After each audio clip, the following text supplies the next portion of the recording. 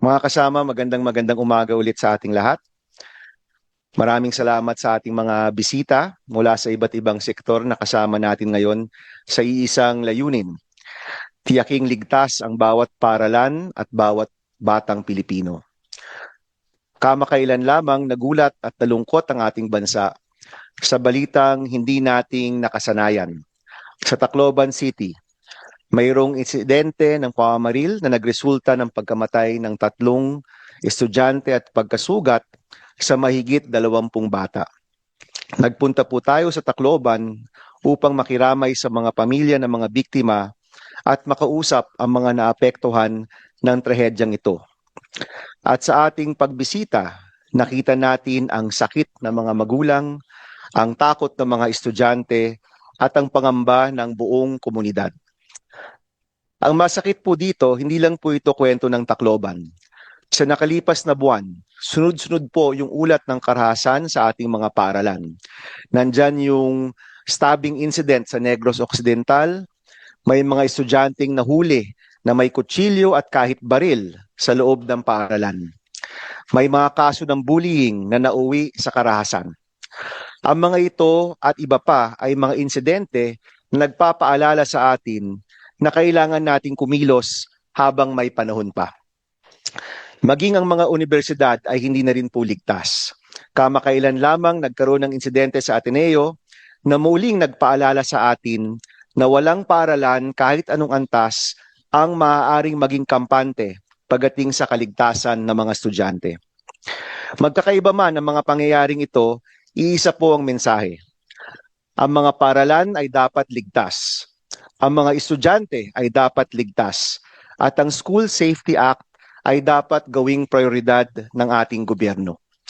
Nandito po tayo dahil naniniwala tayo na ang mga paaralan ay dapat maging lugar ng pagkatuto at hindi ng takot. At lugar kung saan may kumpiyansa ang bawat magulang na ligtas na makakauwi ang kanilang mga anak na pumasok sa paaralan. Nandito tayo dahil gusto po nating matiyak na mga nangyari sa Tacloban, sa Aurora at sa iba pang bahagi ng bansa ay hindi na mauulit muli. Nandito tayo dahil panahon ng tanungin ang ating mga sarili, sapat na ba ang mga batas, mga polisiya, mga programa upang mapanatiling ligtas ang ating mga paaralan. Nung una pong sinulong ang panukalang ito, nakatuon ang School Safety Act sa pagpapatibay ng ating hakbang laban sa bullying. At yung bullying po, according to the EDCOM2 report, was one of the top concerns of our schools. Ngunit habang nagbabago ang mga hamong kinakaharap ng ating mga paaralan, nakita ho natin kailangan ding palawakin ang saklaw ng batas. Kaya sa panukalang ito, pinalalakas po natin ang on- and off-campus security. Pinalalawak po natin ang paggamit ng CCTV at iba pang angkop na security measures. Pinatitibay po natin ang mga emergency response protocols.